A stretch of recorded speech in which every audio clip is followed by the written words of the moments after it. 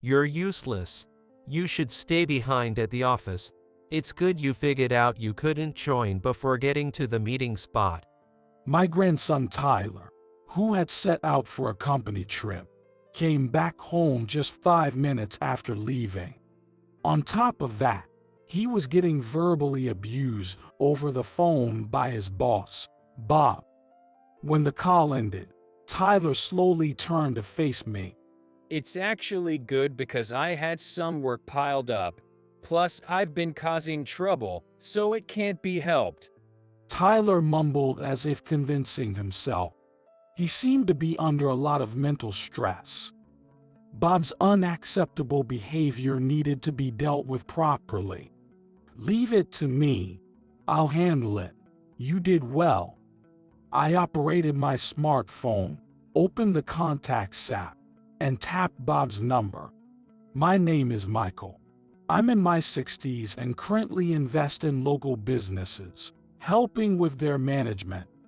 I originally started my own business and worked as an entrepreneur. But 5 years ago, my wife fell ill, and I couldn't spare the time. So I stepped down from managing the business. I sold all the companies, so I have more than enough assets. I could start something new. But after my wife, whom I had devotedly nursed, passed away 3 years ago, I lost the motivation to start anything new. However, humans fundamentally have a desire to be socially fulfilled. Although I no longer have the energy to start something from scratch, I've been contributing to society by investing in companies that share my values. Most of these are local businesses, and it makes me happy to see the community thrive. Moreover, since I invest, I can somewhat keep track of the management situation and discuss strategies, feeling that I can still exert some of my past managerial skills. In fact, I've helped turn around several companies that were on the brink of collapse.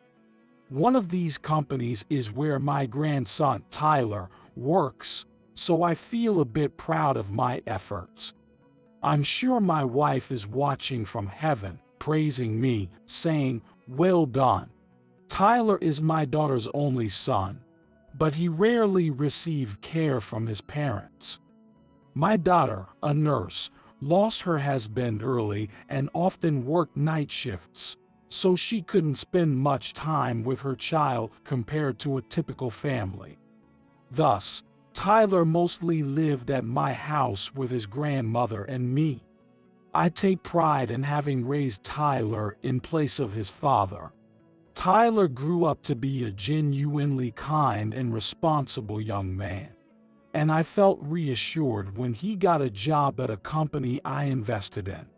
However, since his second year of employment, Tyler's expression hasn't been good. At home, he always seemed distressed, so I decided to subtly ask him about it. "Tyler, how's work going these days?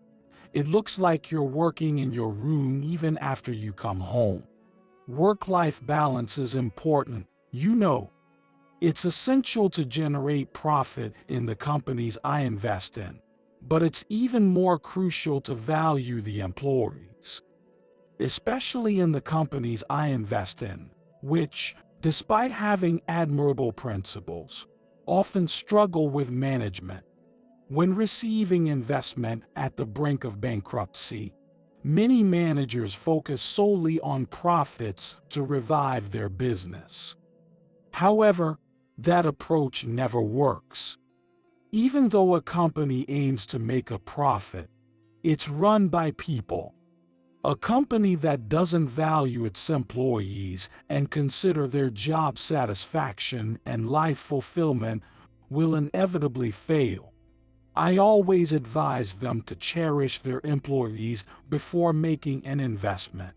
If employees, starting with Tyler, are suffering, it's a bad sign, I thought, but Tyler shook his head slowly. Both work and private life are fulfilling. Work is tough, But that's not just for me. It's natural to get busier as you gain more responsibilities. He said with a laugh, but his smile was somewhat stiff. He's always been a resilient child, so he's probably pushing himself too hard. Worried, I asked further. Even so, don't overdo it. If you ruin your health, it's all for nothing. I'll ask the president to review employees' workloads to ensure proper management. Tyler shook his head and said, please don't. If they find out my relative is an investor, the president and bosses will treat me differently, and I don't know how other employees will see me. I'll handle my issues on my own, so please just leave it be. Tyler said so, but I have the right to intervene if there's dissatisfaction with management. However, it would be strange if exercising my rights caused problems for Tyler. After some hesitation, I decided to stick to the minimum necessary confirmation. I see. But surely you're getting overtime pay, right? Considering you bring work home, how's that handled? They have to handle that part properly, of course. Anyway, don't worry. I'm not a child. His delayed response felt off, but I chose to trust Tyler's words for now. The president of Tyler's company is passionate about work and profit pursuit, but he has an old-fashioned, sports team-like mentality unsuitable for today's world. Despite that, I empathized with his desire for social contribution, leading to my investment after many discussions. He seemed to understand my point, so I want to believe he's not neglecting the employees. Since I still have opportunities to visit the company and attend meetings, I'll be able to get a grasp of the situation then. Worried, I watched Tyler return to his room. Even though I trust Tyler, I continue to worry about him. Usually, when he comes home from work, he eats dinner, takes a bath, and then stays in his room. However, on this particular day, he went straight to his room as soon as he got home. Curious, I held my breath outside Tyler's room and heard some voices coming from inside. Is he talking to someone on the phone? Feeling it was wrong to eavesdrop, I stepped back a little and waited for the conversation to end. However, the call didn't seem to end anytime soon. Just when I thought it was finally over, it seemed like he started another conversation with a different person. Suspecting something, I quietly knocked on Tyler's door and entered his room to find him talking while using a headset and microphone while operating his computer. At a moment when Tyler finished a call, I said, "You need to stop this." Startled by my voice, Tyler turned around with a jolt. How long have you been there? I'm working, so if you need something, can you come back later? Tyler's voice trailed off, indicating he didn't want me to know what was going on. I sensed his feelings, but I was too worried about my grandson and was starting to feel uneasy about the management practices of the company I had invested in. Working? You just got home from work. And what kind of task are you doing? Is this really your job? The company Tyler works for isn't a large corporation, so even though he was hired as a systems engineer, he sometimes has to handle some administrative tasks and sales. I understood that, but what Tyler was doing now seemed like customer service work. It was clearly beyond the scope of Tyler's job. Making employees work during the day and then handle phone and chat support after they get home. What a company. While some people may appreciate working overnight due to their schedules, it's unacceptable to make regular employees do that. As I trembled with anger, Tyler's work phone vibrated. Is that a work email? Let me see it. Please don't. I'll check it myself. Tyler's desire not to worry me came through, but he looked as if he was about to collapse from exhaustion. It's no use, I said firmly, which I usually wouldn't do, and took the phone from Tyler to check the email. Reading it, I couldn't help but exclaim, "This is terrible." The email was from Bob, the department manager, and it said, Is the work progressing smoothly? The key is to build trust with our customers. Make sure to respond sincerely to any inquiries and provide satisfactory answers. Since you understand the internal workings of the company, you should be able to answer immediately. Once you get used to it, I'll increase your tasks, so try to be quick. After reading it, I looked at Tyler. He seemed to have realized the email was from Bob and started making excuses to cover up. Recently, a lot of employees at the customer service center have been quitting.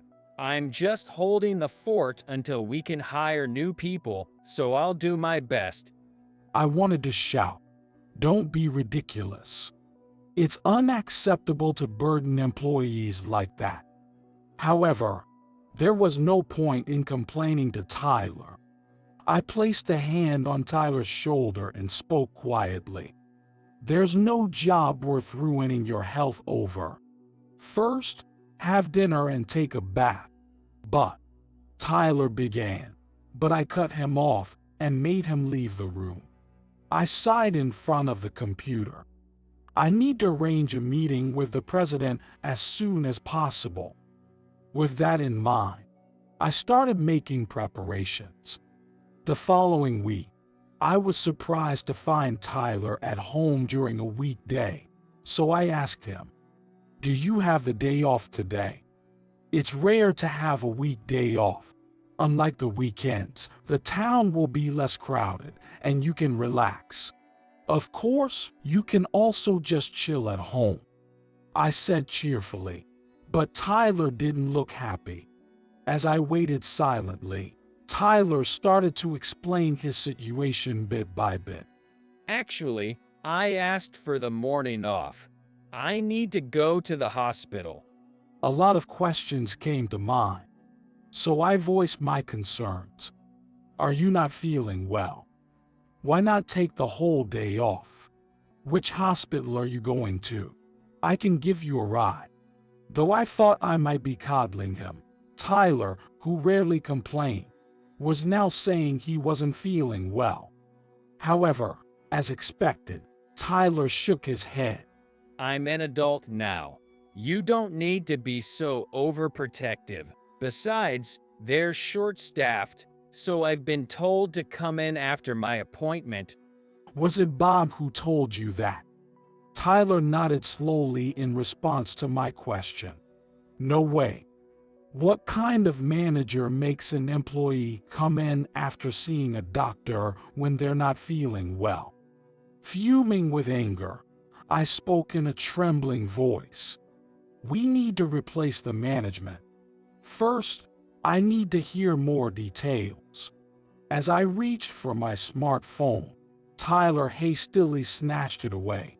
Please don't. It would make me look pathetic, like I can't handle my own problems. When things get tough, I'll talk to my boss myself.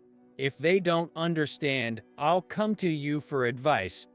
Seeing the plea in his eyes, all I could do was nod. I have a meeting scheduled with Bob soon.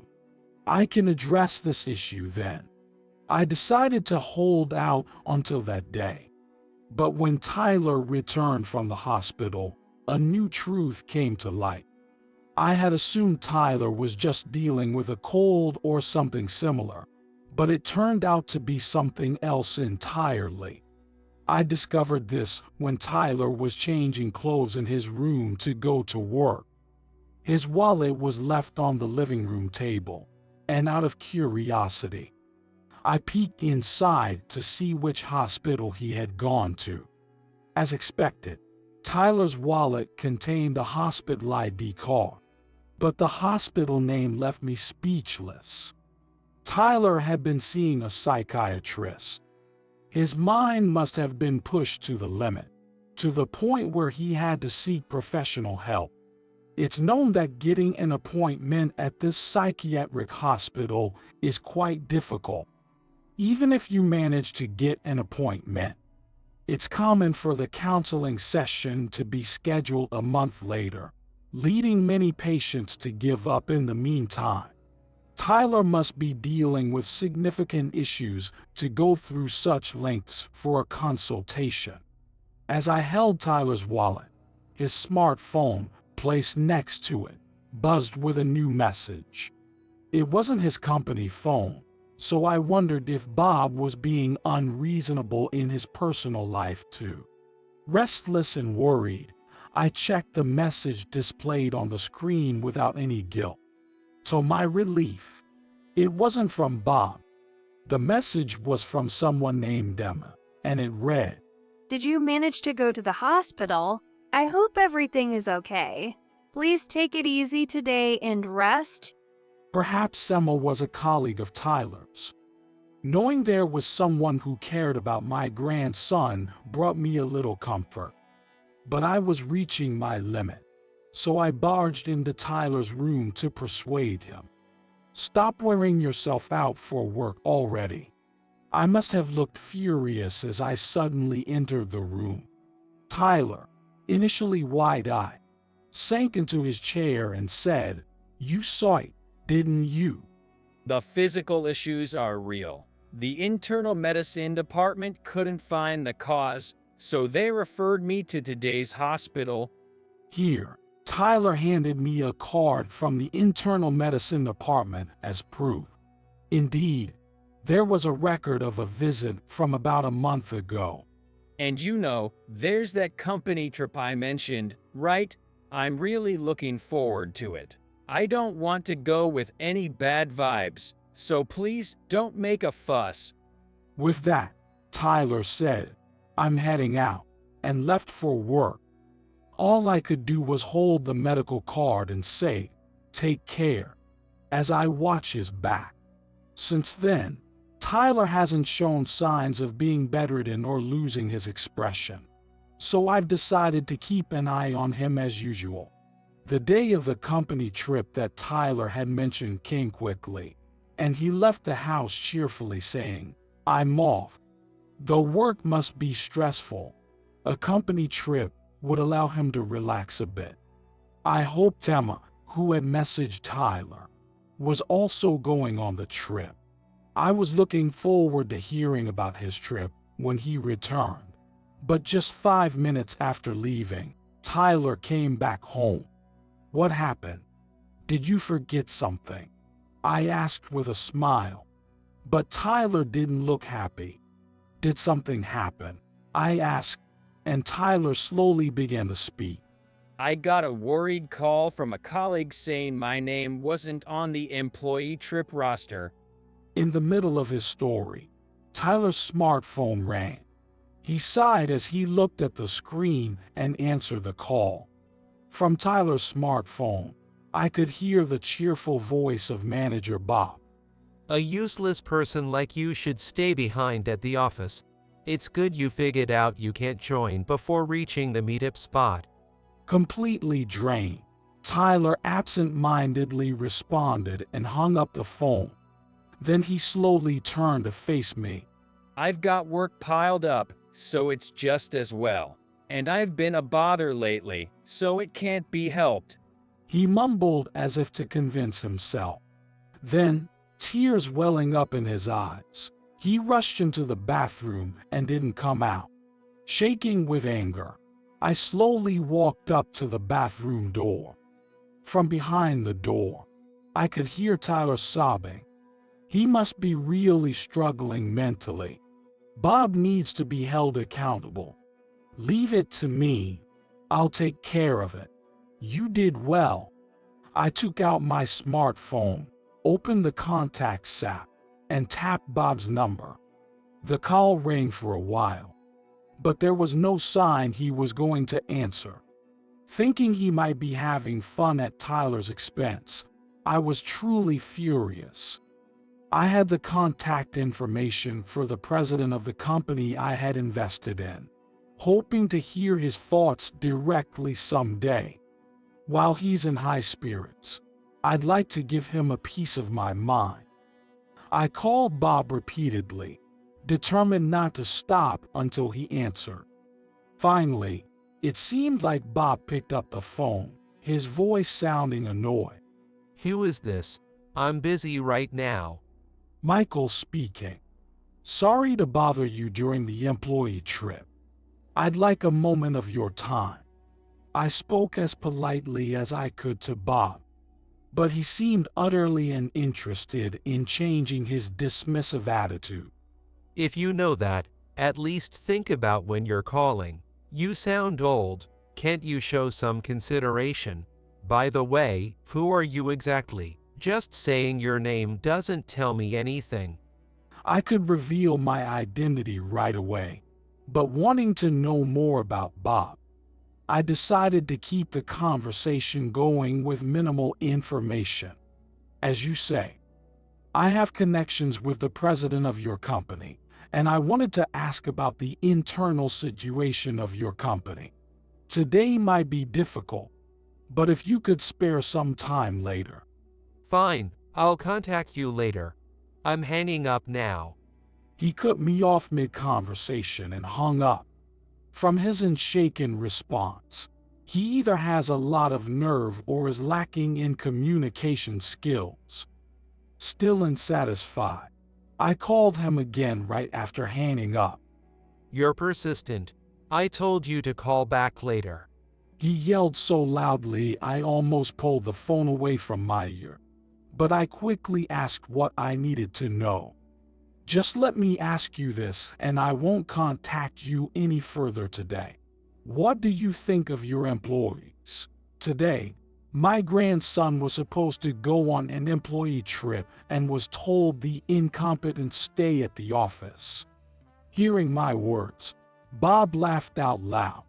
Got it. You're not an acquaintance of the president, but Tyler's grandfather. Crying to grandpa is just pathetic. Can you answer my question? What do you think of your employees, your subordinates? My grandson is mentally devastated, I said sharply, and Bob replied with a mocking tone. Look, I consider my subordinates as disposable pawns. If your precious boy fails, I'll just hire another new employee. That's just how companies work. Hearing Bob's words, my course of action became clear. You're fired. No need to come to work tomorrow, I said, and there was silence on the other end of the phone. Then, after a moment, he burst out laughing. Fired, huh? What can an old man like you do? Going to file a complaint? Bob paused for a moment, then continued with a sneer. We have a customer support department. Please contact them and tell them to fire Bob. I'm sure your grandson will handle it courteously. With that, he unilaterally ended the call. I've decided on my future course of action, so there's no need to interact with him any further. It's clear enough that he's an unnecessary element in the company I invest in. I reached out to the relevant parties to take appropriate action. Later, at my request, I arranged a meeting with Tyler, Bob, and the president of Tyler's company. I also invited Emma, Tyler's colleague, to attend. She will undoubtedly provide a straightforward account of the situation. Expecting important testimony, I asked Emma to join us. The contents of the meeting were not disclosed to anyone except the president, so the others were not up to speed and appeared confused. Sir, what is the agenda for today? I haven't prepared anything as you said we'd discuss it today. Bob asked anxiously, but the president gave no answer. I had asked the president to understand the situation and primarily not to speak. I'm terribly sorry to trouble you all by gathering here today. This was strongly requested by me. My name is Michael. Nice to meet you.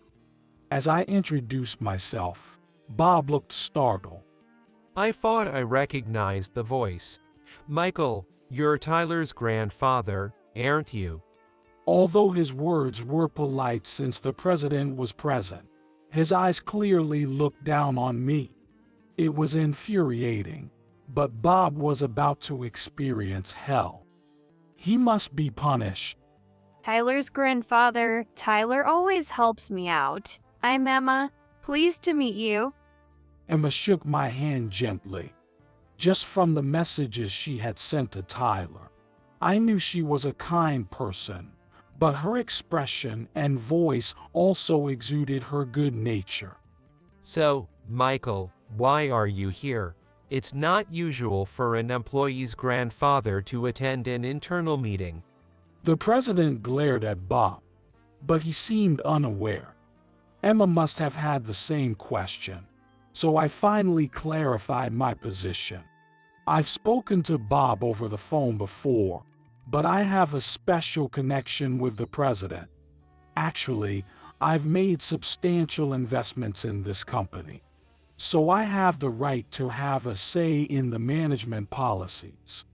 As I explained slowly, looking at everyone, both Bob and Emma showed surprised expressions. Bob, unlike Emma, turned pale, and sweat was visibly forming on the tip of his nose.